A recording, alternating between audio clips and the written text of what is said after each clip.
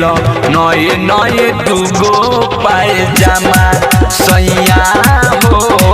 भाग ले लो नए नए दुगो पायजामा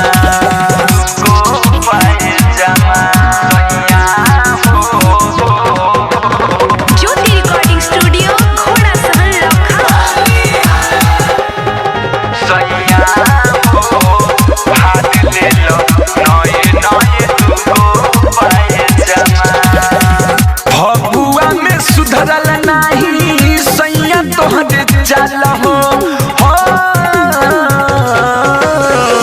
भगुआ में सुधरल नाही सैया तोहरे चाल हो रंगमाय बिरवा बिना हरत गाल हो रंगमाय बिरवा बिना हरत गाल हो संग गइल रही तोहर संग गइल रही तोहर काने पाल वाला मामा काने पाल वाला मामा सैया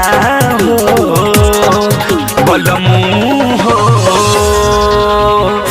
भाग ले लो नए नए दुगो पायजामा सैया हो भाग ले लो